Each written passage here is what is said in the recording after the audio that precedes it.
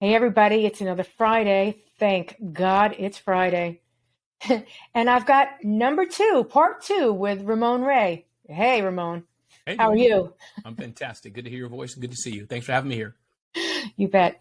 We took a half hour of his time live before. We're going to take another half an hour of his time, and we're going to still talk a little bit about social as the sun sets, as it apparently sets to the right of me or left.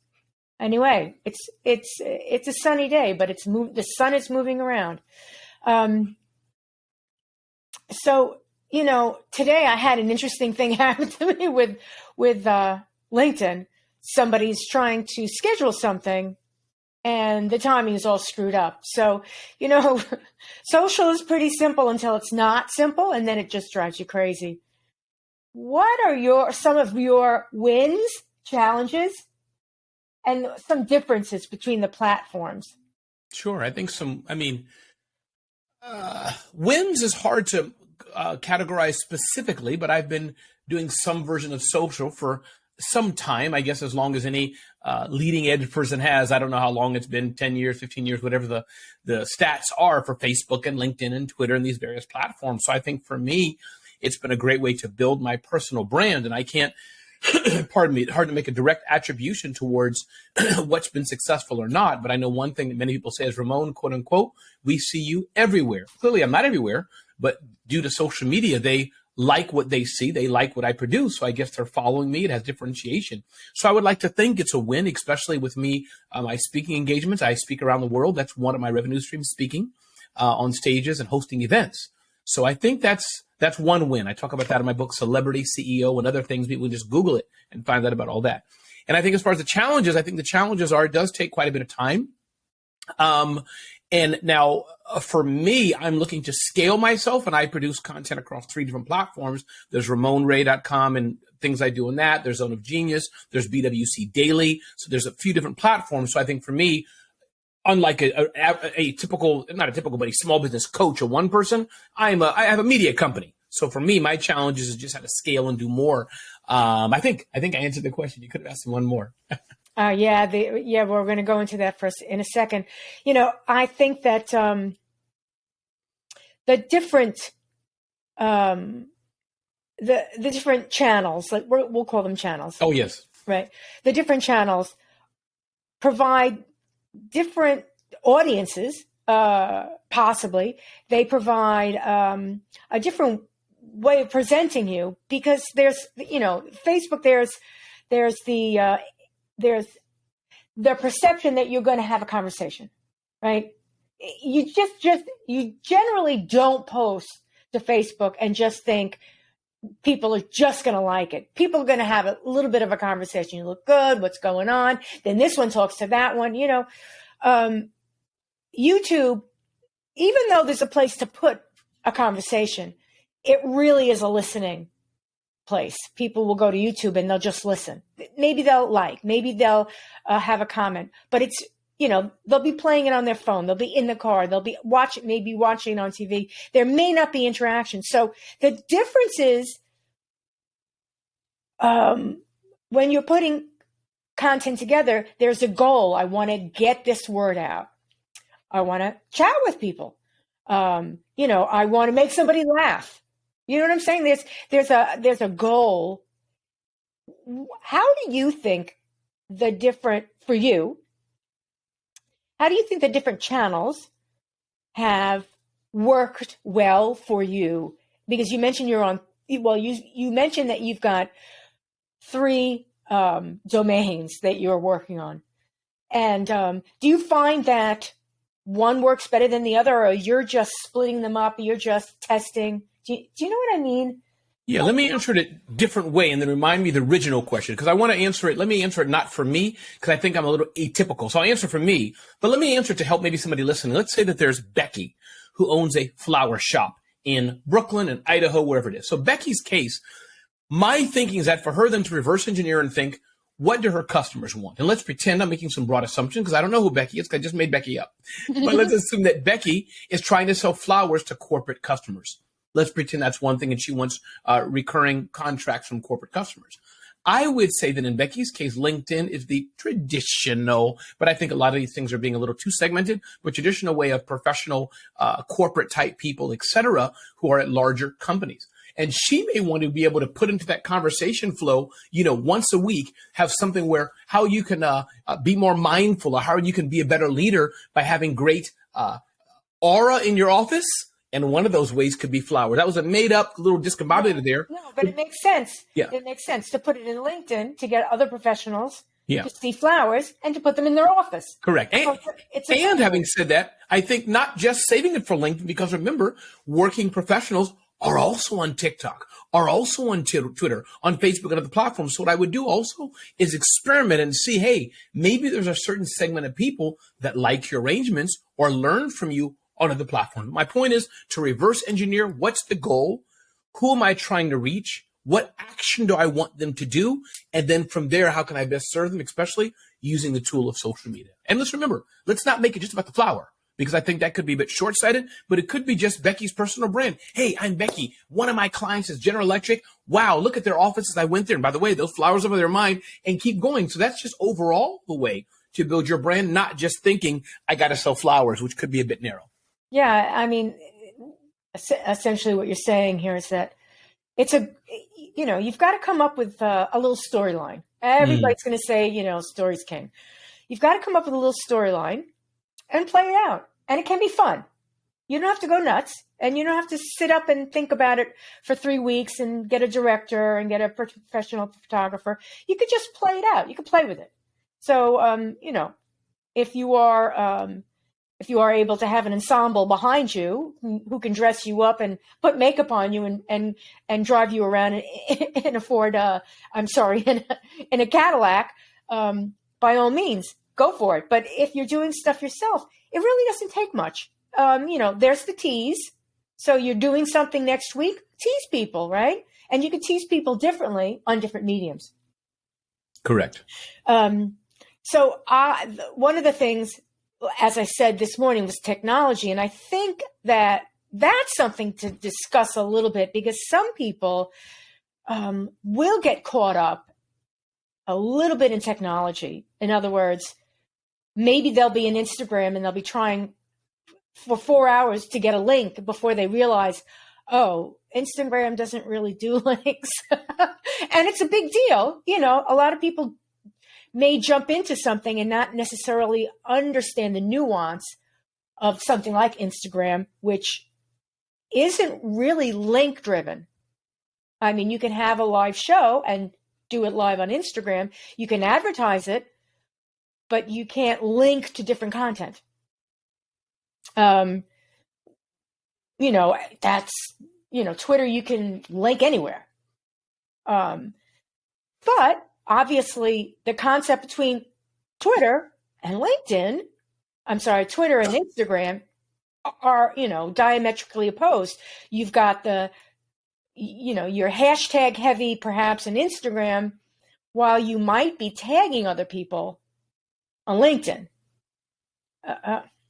Twitter also. So it's, I myself, when I've got something that I'm thinking of, I'll spend too much time thinking of it, and then I'll just do it and find that I got a terrific response. So sometimes overthinking it is not good either. Now, I'm not necessarily saying people jump on it, but I am saying it's worth testing. Yes. It's worth testing. I mean, testing's important. I found that a particular bit of content works really well on Twitter, and it doesn't work at all well in LinkedIn. And oddly enough, I found that animals do really well on LinkedIn, and I wouldn't think that. But I did post something with my dogs, and it went wild. So LinkedIn is not as stuffy as we think it is. Mm-hmm. No, I agree. 100%. I agree. No, I agree. And a little bit about the algorithms with LinkedIn.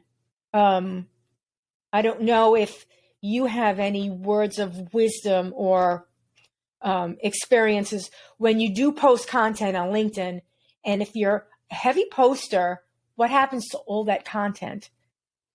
Like, do you have a cadence? Do you have any recommendations? Have you experienced that you literally bury something?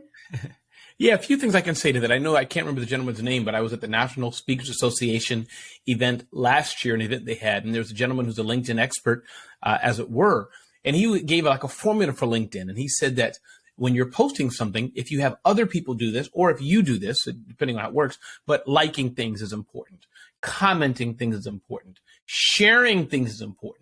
Another thing I think that's universal to a lot of the platforms is they don't like when you share things, links that are off their platforms. Of course, we all do it, but that's one thing that I think people can keep in mind as they're maximizing LinkedIn to be a good community, to share, to tag, to post, to add insight, add value. I think that's one. Another thing you mentioned, Joe, I think that was interesting is the aspect of, you didn't say it this way, but repurposing content. So I find that often if I have something I posted well on LinkedIn, I can save that content and put that in an email newsletter. Because I'm a firm believer in marketing automation, that let's say I have a lengthy post on LinkedIn that was really good, and that post could be useful today or 10 years from now. Why not put that in an email campaign, which is a side issue, but the point is an email campaign so that as people sign up to my email, they begin at the first email sequence and go through the email. So I find that works very well. The summary of the story is definitely as you have good content, see how useful that content can be on other platforms indeed as well. Do you do a lot of posts on LinkedIn? I mean, as I said, I'm afraid of burying stuff. So if I've got to, I do a lot of posts on a variety of platforms. Yes, on LinkedIn, I post several times a day. Okay. Oftentimes on Ramon Ray, and then on Zone of Genius LinkedIn, and on BWC Daily LinkedIn. Yes, quite a bit. Are you at? How do I say this? Does it concern you, or have you experienced what happens? Let's say you post at 9:00, and then let's say you post at 1. You've got a plan. I'm going to post at 9, 1. You've got 4 bits of content. And do you notice that the ones that you post at 9 and 10, let's say 9 and 1, they'll reach a point of like, and then stagnate, and then the last one takes off only naturally because it's the last one. Interesting. Yeah. So that's a great way of thinking of it. And I think I should probably be smarter and learn from you how I do LinkedIn. But one, I don't post that often. So I use a tool called Agora Post. There's other tools you can use. Right. So Twitter, I may post several times a day, queuing it after the other. But on LinkedIn, generally speaking, I'm not posting more than twice a day. And I'm not so worried about it really. I guess because for me, it's the Ramon Ray brand. Mm-hmm. It's do people see my LinkedIn page as a resource. So I'm not so holding on to that post is important. You know what? They know Ramon posts good content, and that's good enough for me. But you're right, because if I posted something really important that I wanted people to dial into, then maybe I can have other friends comment, have other friends post, have other friends share, and really work on that post to have it maximize reach. But generally speaking, not really. So I post about twice a day across platforms. Generally speaking, on LinkedIn, it's not more than that. On Twitter, quite a bit of content. That's why Twitter is different. Yes. Because you literally could post all day long. Nothing's going to get buried. It's literally going to surface whenever and however it surfaces. In a way, it does get buried. In a way, I mean, if you think about it, it's people pushing down. So, yes, but let's put it this way: as people comment to it, the algorithm's going to push it up. Mm. So, I mean, something can come up from nowhere if suddenly it trends. Right. And I wouldn't say that. I would say that would happen in LinkedIn, but how I came to this conclusion was I had a bunch of content that I was posting, and it's generally my podcast. And there was one week where I was prestigiously working on stuff, and I had a whole bunch, and I posted them one after the other, and I realized I killed the first 2. Mm. Because what happened was it was the last third that suddenly took off. Right. And I was like, oh, this is really popular. And I'm like, wait a minute, let me think about that. What happened to the verse 2? So the what I learned was to hold off. That's sort of why I only post one podcast a week because Right. I don't want to kill it. Yeah, for a podcast, that's good. I think a podcast once a week for sure. But then I think the social, that's a whole. So to me, they're kind of separate. Podcast once a week. But I think how the social goes with the podcast, you may have 10 posts about that one podcast. Yes. So. Yeah, there are so many different ways of doing it. I also have found, and I don't know if you've found this, in the email marketing community, I have found that not everybody understands social. And I think that it's not just email marketers that don't understand. I think that not everybody understands social. Right. And not everybody understands email. Yeah, no, yeah. And I think that what happens is, you know, you had mentioned, you were talking about liking, commenting, these activities, these levels of engagement are part of the algorithm. So, you know, it could be you with a baby and, you know, a unicorn that you post, and you've got, you know, Hemingway writing your content. And if you don't, you know, if you don't have a group that is engaged in your content, to like it, to whatever, to comment on it, if you're not doing all those things for other people, you're not really doing the social job. Like, just posting to social is not, it's not doing anything. You need to have somewhat of a community and take care of your community. And hopefully you've got the right community and they take care of you. And if you don't see that they're taking care of you, you can have a chat with them. But I've noticed that not everybody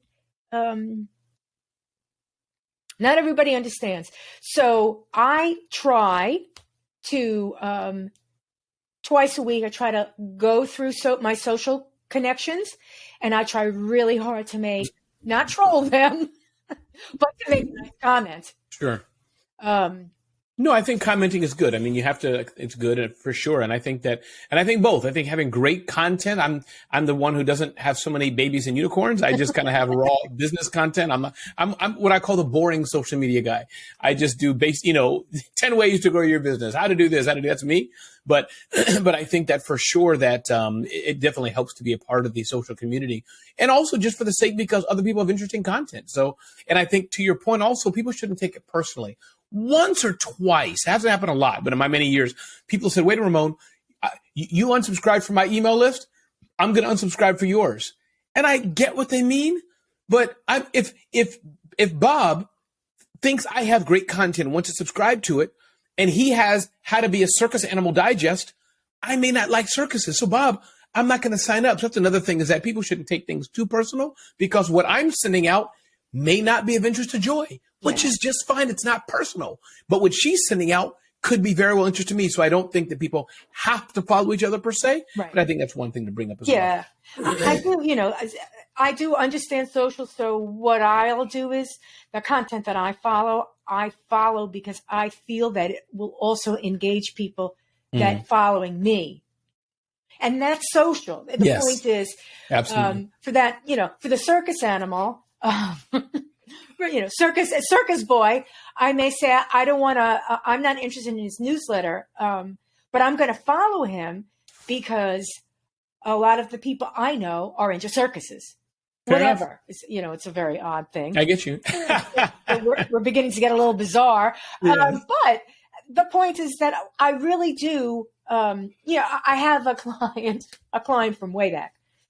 He's into polymers. Okay. That's his business. Mm-hmm. Now, some people are going to go, what? Polymers? What? Yeah, it's a big industry. It's a big industry, but really, like, who resonates? Resonates. That's kind of funny. Who resonates with polymer? Resonates as not with an I, but with an O. Yeah. Resonates with polymers.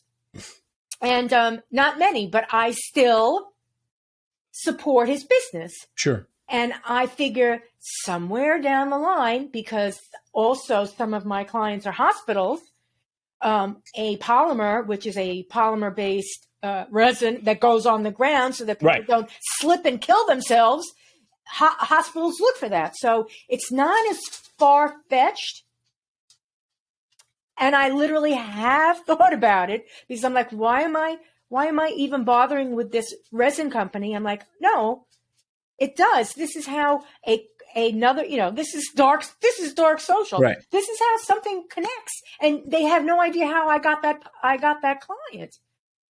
They're not going to say, well, Joy clicked on it and I saw it through Joy. They're not going to say that. They're just going to say, I saw it on LinkedIn. They're not going to know how they saw it on LinkedIn. Right. And that's the other thing. Oh, you have anything to say about dark social? Things that happen, you just don't know they're happening. You got to be careful. Be careful what your information's out there. And I think there are nefarious people who want to do harm. And I think to be careful. But again, at the end of the day, I think that if you're on social, if you're walking outside, if you're going to get money out of an ATM machine, if you're going to the grocery store, if you're going to use the bathroom, everybody knows everything about you. The government knows, TSA knows, airlines knows. So, unless you have a very purpose-driven hidden life, a lot of your stuff is going to be out there. And I think it's just be vigilant, open your mail, get your email, be careful what you click, because there are a lot of bad people out there. And I think we want to make sure we don't give them any extra opportunity to do any more harm.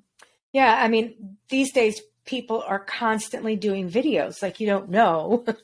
I don't feel I won't be in the office, and then suddenly you're on 5 videos and one surfaces, and there you are, at the store walking past.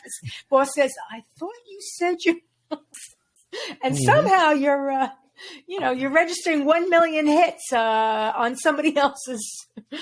It's today. Everybody's got a phone. So everybody's ready to photograph something. That's right. And including me. Yeah. And, including, well, especially you. Meaning I do a lot of videoing too. Well, that's what I'm saying. You're at the airport. You don't know who, and somebody's like, I have to go get my sick grandmother. I'll be in the hospital. And there they are in the airport on your video. That happened to me once, by the way, but before social. Which reminded me of never lying about a sick grandmother ever again. The other thing I was going to mention about social and about being recorded and stuff. Oh, here's another thing about social, and my little pet peeve is content. You may not think that it's evergreen, but think of all your content as evergreen. Yes. Right? So doing things with your content that you're thinking that, when you're 21, you're thinking it's humorous, may not be humorous when you're 35. And as you mentioned, evergreen content, I think another angle of that is I encourage people to consider evergreen content that can last forever in a good way. You have something 10 ways that you can do X, Y, Z better 5 ways. That's what I like about the aspect of marketing automation, not just sending it once in an email list and it going, but build a campaign around it. So 5 years from now, when you're in our audience and say, sign up for my list, they go to the beginning of the list and can see that great content as well. So I like how you said evergreen in a negative way and evergreen in a positive way as well. Yeah, evergreen. Matter of fact, I just took a look at some content today. It was blog content and it was written for 2016.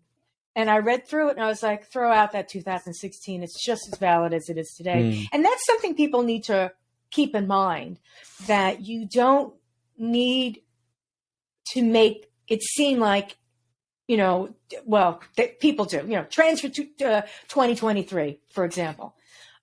That's a bit of content. But if you're writing something, sometimes you may want to weigh out whether or not you want to do something like mention something like drinks for the summer or tips for 2023 or something like that, because you're making it then, right? And the content may be evergreen, and you could use it year after year. But now if you've named it tips for 2023, are you going to be able to use it in 24 and 25? But if you just named it tips, you would. So a lot of content can be evergreen. Sure. if you wisely use it. And one by the digital way, marketer named Neil Patel, Neilpatel, he said yes, that he spends more time editing past content, like you just said. If he did something, the 2020 best tips, he'll update it, and that can become the 2023 best tips. So he does a lot of re-editing, re-SEOing of content, yes, in addition to creating new content, pardon me, but much less on the new and more on editing what's already out there. yeah. It's not that I don't think that that there's innovation in the industry, but I tend to think that a lot of marketing, it's sort of like the wheel. You could paint the wheel's spokes, and you can make the wheel different colors. You can make it different materials, but the wheel's been invented. Marketing's been invented. AI is certainly putting a lot of gasoline into the industry and changing it. But it really still is about the same thing, Right. marketing, and it still needs content, and it's still, et cetera. So one of the things that I often say is, about this evergreen content is you don't necessarily need to make tips for what are the trends of 2023? They're the trends of 2022. They just have a lot more AI added to them. And, they have newer, there's new tech out. There's new companies out. These are the trends. The trends are all of the new things that come out every year, but it's still the same marketing. So you've got new ESPs, like maybe an ESP that specializes in this industry. And the trend would be, now we're doing a lot of startups, for example, here's a perfect example. Because of startups becoming so prolific, startup incubators became more popular. So you find, so many startups are happening, and then you find, there's this large office in town. They just reopened it. Now it's just for startups. They're renting out space. So, that's not a new concept, but it's something new that's happening. And not that has anything to do with social, but it just goes along the evergreen and the concept that what's new is old. Sure. Innovation hits, but it's old, it's old stuff in a new way. And that's what Neil Patel does. He takes old stuff, he adds a line or two, and now it's new content. That's right. Which is what I just did to something that was posted. No, it's powerful. I think, listen, and also we're playing to the search engines as well. That's what dominates and guides whatever all of us see as the search engines. What someone said to me a long time ago, because I'm a chronic cynic. They said, Joy, just because you've said it and you understand it and you've blogged about it doesn't mean that somebody is coming into the new cycle, has never read it, doesn't understand it, really is reading it for the first time. Right. So all of the content that talks about the same thing, subject lines or, how to do social or anything that I find to be, elementary, somebody is coming into it the first time. So you do need to keep that in mind, that even though it may seem for you to be, as simple as brush your teeth in the morning, for the 3-year-old that's just learning how to brush their teeth, it's like, wow, toothpaste that tastes like mint. We should never discount anything as being too elementary. I agree. And always try to